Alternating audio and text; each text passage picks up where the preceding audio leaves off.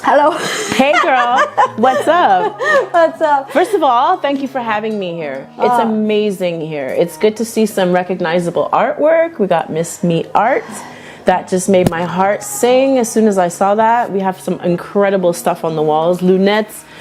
Shout out to those guys. Bodo, the whole crew. I've known these guys for a long time, so I'm happy to be here. You know them since a long time, for real? Long time. I was in a fashion show. I didn't know that you knew them. Yeah. But yeah, shout out to Bodo, to Smine, to Casey, Samson, to Natasha right here, right now. Yeah. Pour GQGL aussi, for promoting it. Bobo Lion, One Love, because we've been together since the first day. There you go. And thank you to all the previous artists, the one upcoming and the one with me right now. Who've been doing it for a little while, you know. Yeah, I'm happy to be here, seriously. So like everybody know, it's one of the common questions. Yes. Let me ask you about your origin, Miguel. Yeah, my original what? My origins? Yes. Man. Okay, like how I grew up. Where are you from originally? Okay, so my father's side, they're from Trinidad and Tobago. My mom's side is Irish Scottish, from Ontario. So I was born in Ontario, and I was raised in Montreal. So I'm, definitely very Canadian. I rep Toronto as much as I rep Montreal, There you go. And I see that you're a multidisciplinary artist, trapezist, as a writer, a singer, a dancer. Oh mon Dieu, name it. She's a lot of. So just tell me where it all started. In my bedroom. Like a lot of us, I think, I was a closet singer. I was too shy to sing. So my story is very ironic because it really is kind of like, I see my own story like a survivor story. Like the girl who didn't like the sound of her own voice, so she wouldn't speak very much. I was very quiet, I was very shy, but I was always observing, and I grew up around a lot of music, so I was becoming very cultured musically, but for a long time I was very quiet. And so I did a lot of singing in my bedroom. The only ones who really knew were like my little cousins, because I wasn't afraid of their opinions. So I would sing in front of them all the time. And then they would tell other people in the family, Natasha sings. So it kind of got out. So, yeah. But I'm a writer at heart. Okay. I'm a writer. So that's where the seed grew? That's where the seed grew, yes. Yeah, I always knew I loved writing. Since a little girl, I wrote I don't know, I remember my first story was called Sloppy Joe.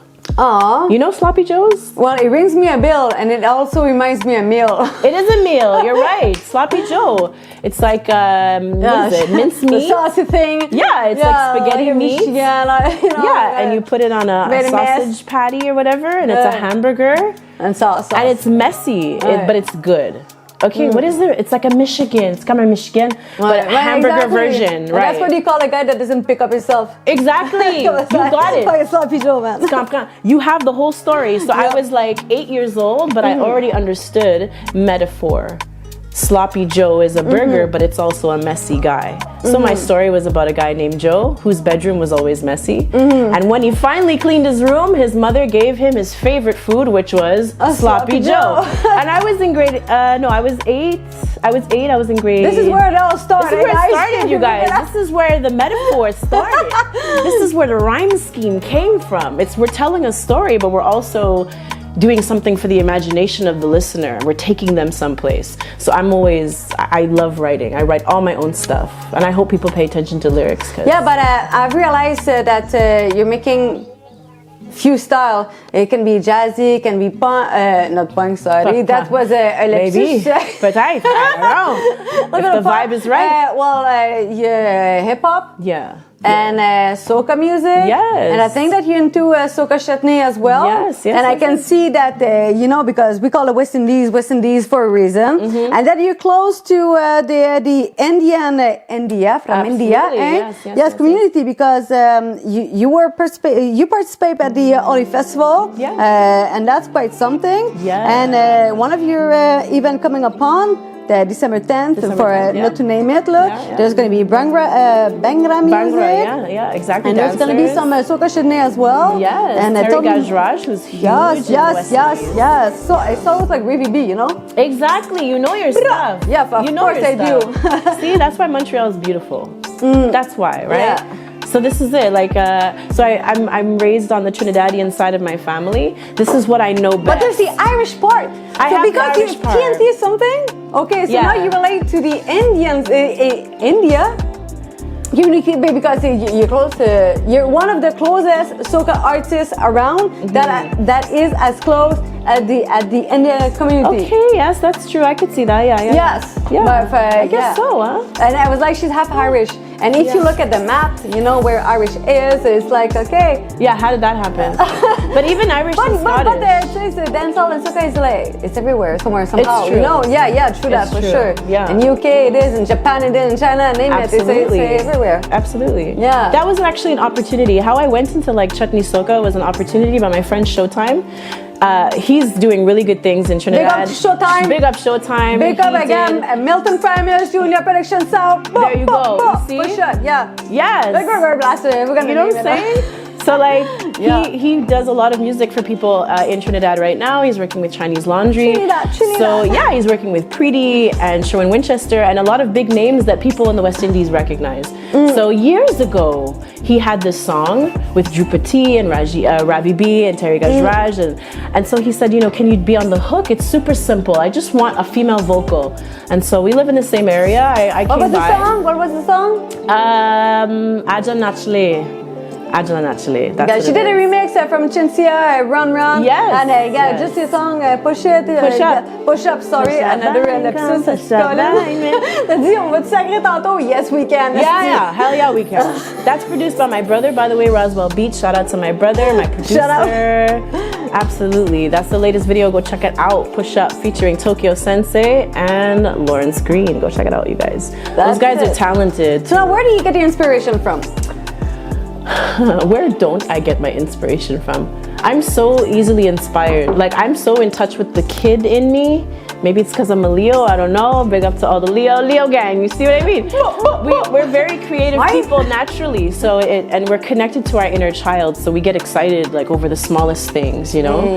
So yeah, I'm just inspired by everything. I'm inspired by feelings more than anything. If I feel something in that moment, it's like I have to do something with this. I have to put it into a song where I can make other people feel this too. So that's your motivation? That's my motivation, and I jump around, bro. It could be punk, it could be whatever, man. We're doing it. If we could do it, we do it. Next. Keep talking. I was just trying like, rapidly. I'll take over the whole show. Don't get me into podcast mode. You'll forget it's your show. Okay. No, but I like to hear you talk, and you know that you're expressing yourself. Feels good. Yeah. Getting hot now. There you go. Okay. Oh, I forgot my shades. I wanted to go over shades. Oh, Jay? Okay, whatever. Okay, what messages are you trying to pass through your lyrics? Oh my God, you guys. Okay, so because I'm a writer, there's always something I want to say, you know? And if you follow me on Facebook or Twitter, you'll notice I'm very vocal. I love, yes. I have a lot to nice say. voice. It's not like me, like, No, thank you. You've but been like, influenced by Whitney Houston, Mariah Carey, Boyz II Men, even Backstreet Boys. I love every one of those guys. They were my childhood. And anyone who was learning to sing, who grew up around these guys, you know you're practicing to their song, right? You're learning. But yeah, what was your question? Sorry, I'm all like, I forgot already. We jumped around. I heard Boyz II Men and I completely went back to like, with the vocal, she had the influence of Mariah Carey and everybody. But what I mean vocally is like, I am very vocal. I'm always speaking about something. Yes. You know, I observe. There's a time to be quiet and examine and observe, and then I connect things together, and then something happens, an imagination, an idea, and then the spark is there, and I'm like, okay, we have a song. So my messages are I don't really have like specific messages. They're just always positive. They're always like, I don't do like gun music. I don't do like stripper music. I don't do any of those things. Like, you'll never see me advocating to go strip or, you know, things like that. But I don't think, when I asked the question what your messages you're trying to pass through your lyrics, I wasn't necessarily thinking about like gospel or stripping or loving, you know. Yeah. I was most like, I don't know. It's just feel good music. Okay, it's feel good music. Because musicians are messengers in my opinion. Yes. But music also raises the vibration. Right? Any mood you're in, positive vibes. You can find songs that help you bring you out of that mood. Of course. So for me, that's a superpower. You can change how people feel What? Normally you have a therapist for that, or you have medication for that. It's my therapy. That's right. You mean music? It's free for the most part. You know, you go on Spotify, you can just find something, and it helps you in whatever state you're in. That's the best medicine for me, other than laughter. Which artist would you like to do a featuring with? Damn. Like anyone in the world, or like local? Anywhere, local, anywhere. Can be more than one. I would like to work with Alicia Keys. I used to run away from that because people used to call me Alicia Keys in high school, and they used to piss me off. I'm like, listen, is it a light skin thing? Is it because we're light skin with braids?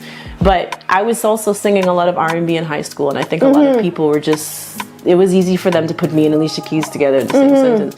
But after running away from it for so long, I see why they would compare me. I think we have a similar natural tone, and I think we could kill a song together. Her range is crazy, but I think a song with Alicia Keys would be crazy. Of course, of course. Even like to take her out of her usual, like the song she has with Baby Sham. Oui, oui. Like if I did a song like that with Alicia, we would kill it. We would kill it. Ouais, c'est sûr. First person that comes to mind, for sure. Who we are, where we come from, what we were raised with, should reflect in our music. So I love to see now artists who are going just from like rappers to like, well, I'm Jamaican, so let me try a reggae song, let me try a dancehall song. It comes natural, it's who we are. Outside of our music, when you meet up with us and we hang out, who we are is how we were raised, right? So I was raised in a black household. When I hang out with you, you're gonna see, okay, Tasha's pretty. She's chill, she's a little hood, she's not super prim and proper, and you know, maybe her pictures are like model, but when you sit with her, she's cool, she's chill, right? So I want that to be in my music also, right? Yeah. Be yourself. But that's the way we feel, definitively. That's why we're here together, you know? That's right, that's right. That's the vibe I had. Hell yeah. Right. So what are your actual project and your future project? I'm actually sitting down and writing a lot of notes for an album. Of course. I know for a long time, you know, anytime people ask me this question, I'm always afraid to say, because I've always wanted to do an album. I'm an album kind of person. I'm a storyteller. I'm a writer. So when I sit down to do a body of work, I think about the beginning, the middle, and the end. I don't think about like singles only. So I kind of struggled with the single only thing. I know there's perks to having singles, but I've been around for so long that I know what I want to say. I know what kind of music I want to do. So there's not much experimentation there for me. I just want the opportunity to drop a body of work that people really love. So I'm at this point now where I want to do that. I dropped an EP. It was free back in like 2015. Why? It's on SoundCloud. Why? The release EP. Shout out to Seven Leaf, a huge producer on that album. But this time around, I want to sit down and I want to put out a bunch of songs that tell a story. I haven't done that yet. And did you find that as a female artist, some like style of music that you sing that are mostly like male dominant? Do you feel that you have to work more to be recognized? I think you have to prove yourself. I don't know if you have to work more, but I think if you do work more, you're just undeniably, you know, your work ethic is crazy. You know, people respect you because you show up. Every time there's a show, you're there, you know? But yeah, I don't know. For me, I'm a very competitive person, and I'm big in Zodiac, so if this is annoying, I'm sorry. But if you know about a Leo, you know about a Leo, okay? We're very masculine. Like, even the women are very masculine. We're very strong. We're lions, you know? We're the kings and queens of the jungle. Right. So I naturally have a very competitive energy. I understand, and I also put myself in people's shoes all the time. So when I walk into a room, I already know who's going to be there, the kind of vibe that's going to be there, and what they're expecting. So when I walk in, I want to show them that it's not an accident that I'm here. You know, I want them to be like, that's why she's here. That's why she's here. So that's kind of what I bring with me anywhere I go. So I kind of expect people to test me. So I show up like, all right, let's go. You know? Right. Yeah. 100%. Yeah. I don't know if that makes me work harder, but I'm definitely, I'm not a shy. It's all about the attitude. Yeah, I came here to do something, you know? I'm going to earn. I'm going to tell you why I'm here, show you why I'm here. So now, can you tell me everywhere that we can find you, your music, your biography, where we can buy stuff? merch, whatever, everything. I'm working on my merch. I really am. I have a website. I have a guy, when he comes back from his vacation, we're going to sit down and work on this website for real, for real. Those who know, Empress Mode is coming with a bunch of stuff, I promise. We got mugs and we got sweaters. I have a few things I'm working on. You can find me on Instagram, TikTok, what else? All the same name? All the same name. Natasha Marie, TNT. TNT for is Trinidad and Tobago. It's also for mashing up the place. Mashing up the place. You know your stuff. I like you. We would have fun for Of sure. course, if we went out and we would have fun for sure. For sure. Hell yeah, man. For sure.